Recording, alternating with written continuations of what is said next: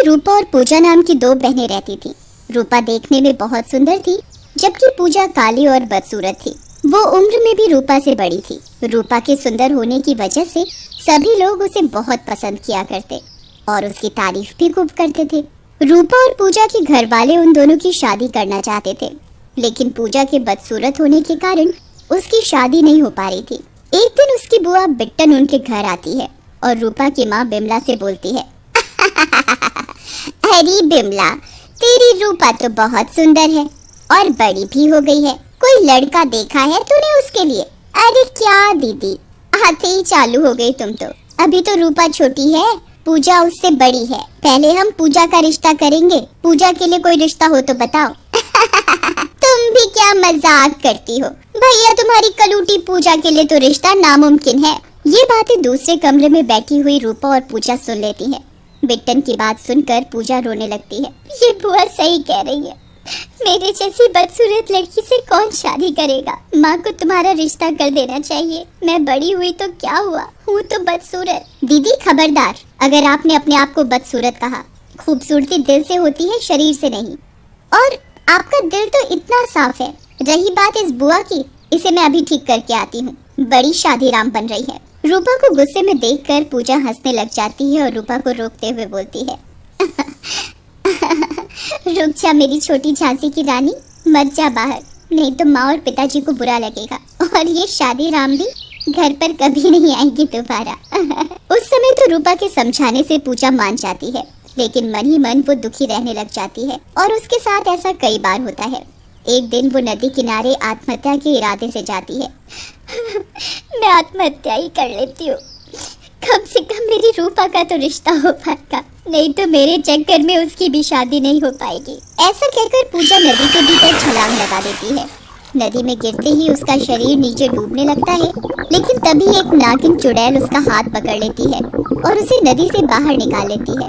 बाहर निकलते ही पूजा को गुस्सा आता है। मुझे तुमने क्यों बचाया? मर जाने दिया होता। मर जाने दिया होता? वो तो मैं अभी भी कर सकती हूँ। तुम मुझे अच्छी और नेक लगी इसलिए बचा लिया। वैसे तुम आत्महत्या क्यों करना चाहती हो? मालूम है ना ये पाप होता है। हाँ हाँ हाँ, अब मुझे पाप और पुण्य चुड़ैलों से सीखना पड़ेगा। तुम्हें पता है मुझ पर क्या बीती है? मेरी शादी नहीं हो रही और मेरी वजह से मेरे घर वाले कितने दुखी हैं। मेरी वजह से मेरी बहन की भी शादी नहीं हो पा रही, क्योंकि मैं बड़ी हूँ। इतने अच्छे रिश्ते आए मेरी बहन के लिए, पर मेरे माँ बाबा मेरे कारण उसकी शादी नहीं कर पा रहे। बस इतनी सी बात। जो तुम्हारी शक्ल देखकर तुमसे शादी करना चाहता है, वो तुम्हारे से कभी प्यार नहीं करता। मेरे साथ भी ऐसा ही हुआ था। पूजा नागिन चुड़ैल की बात सुनकर हैरान हो जाती है और बोलती है, आपके साथ भी ऐसा हुआ था? लेकिन क्या, मुझे बताओ आपके साथ ऐसा क्या हुआ जो आप चुड़ैल बन गई? फिर नागिन चुड़ैल पूजा को अपने साथ हुई घटना के बारे में बताने लगती है। दरअसल मरने से पहले मेरा नाम रूपमती था और मैं बहुत ही सुंदर थी। मेरे माँ बाप ने एक अच्छा सा लड़का देखकर मेरी शादी करा दी, लेकिन वो नहीं जानते थे जिससे वो मेरी शादी करा रहे हैं वो दरअसल दहेज के लोभी हैं। ओह चुड़ैल जी, आपके साथ तो बहुत बुरा हुआ। अभी कहाँ पूजा, अभी तो बुरा होना बाकी है। दहेज के लोभी होने के कारण उन लोगों ने मुझे डराना धमकाना और मेरे पिताजी पर पैसे के लिए दबाव डालना चालू कर दिया। जब तक मेरे पिताजी पैसे दे सकते थे उन्होंने पैसे दिए, लेकिन बाद में उन्होंने भी पैसे देने से मना कर दिया। फिर क्या हुआ चुड़ैल जी आपके साथ, मुझे बताइए। फिर क्या था, उन दुष्टों ने मुझे मारना पीटना चालू कर दिया और धमकी दी कि अगर मैं ये बात घर के बाहर किसी को बताऊंगी तो वो लोग मुझे और मेरे पिताजी को जान से मार देंगे। इसलिए मैं उन दुष्टों की मार सहती रही। उन लोगों ने मेरे हाथ पैर तक तोड़ डाले। आपकी बात सुनकर तो मुझे बहुत डर लग रहा है। क्या कोई इतना भी बेरहम हो सकता है? आपने तो बहुत दर्द सहा है। अभी तो असली दर्द आगे आना बाकी है। फिर जब उन लोगों को मुझसे पैसे मिलने की कोई उम्मीद नहीं रही तो एक दिन उन लोगों ने मुझे जिंदा जला दिया। मैं चीखती रही, लेकिन वो दुष्ट वहां खड़े हंसते रहे। जिंदा जला दिया? हे भगवान, कोई इतना निर्दयी भी कैसे हो सकता है? हो सकता है पूजा, सब कुछ हो सकता है।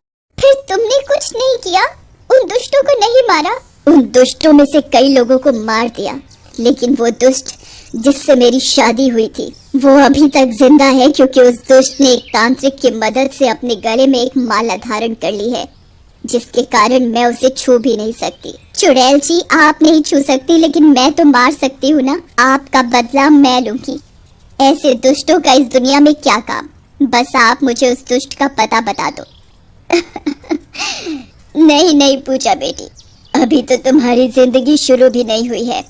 मैं तुम्हें ऐसा करने नहीं दे सकती, लेकिन ऐसे आदमी को जीने का कोई हक नहीं है। आपको उसे मारना होगा। और अब तो आपने मुझे बेटी कहा है। अपनी इस बेटी की खातिर आपको उस दुष्ट से बदला लेना होगा। आपको जो भी मदद चाहिए इस नेक काम में मैं करने के लिए तैयार हूँ। फिर नागिन चुड़ैल और पूजा मिलकर एक योजना बनाते हैं। नागिन चुड़ैल अपने जादू से पूजा को एक बहुत ही सुंदर लड़की बना देती है। पूजा अपने घर जाती है। पूजा के माता और पिताजी घर पर नहीं होते।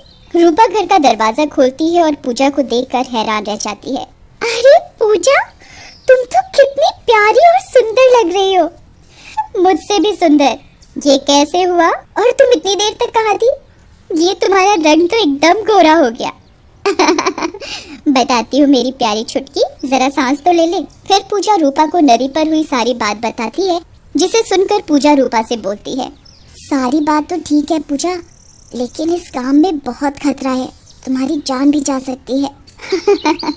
तू भी बहुत डरती है रूपा, एक ना एक दिन तो मरना ही है, कुछ नेक काम करके मरेंगे।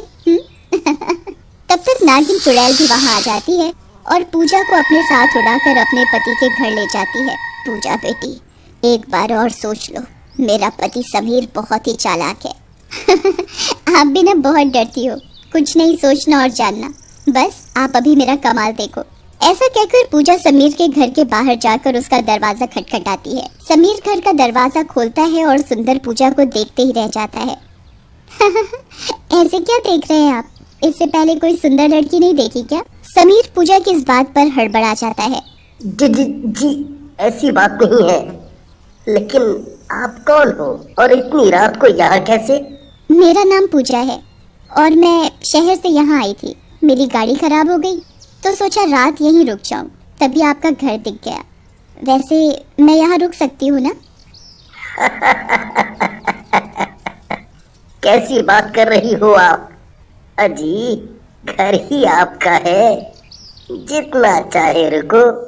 फिर पूजा समीर के घर के अंदर चली जाती है और नागिन चुड़ैल बाहर खिड़की से उन दोनों को देखती रहती है। अंदर पूजा और समीर थोड़ी देर बात करते रहते हैं। तभी पूजा बोलती है, आप तो बहुत स्मार्ट और हैंडसम हैं। फिर ये पुरानी सी माला क्यों गले में डाल रखी है? ये आप पर बिल्कुल अच्छी नहीं लगती।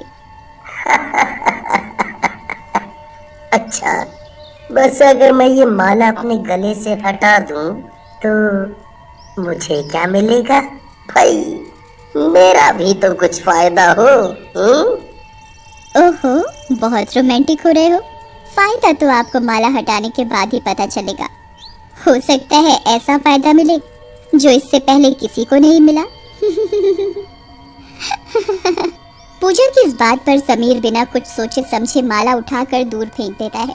पूजा दौड़कर माला उठा लेती है और तोड़ देती है। ये क्या कर रही हो?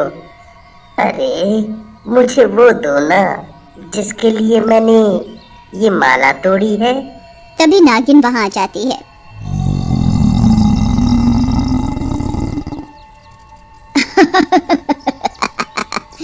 इतनी भी क्या जल्दी है राजा, पहले मेरे से तो अपना उधार वापस ले लो।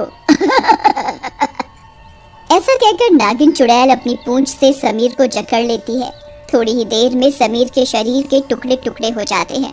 पूजा, अगर मेरी सगी बेटी भी होती तो शायद मेरी ये मदद नहीं करती जो तुमने की है।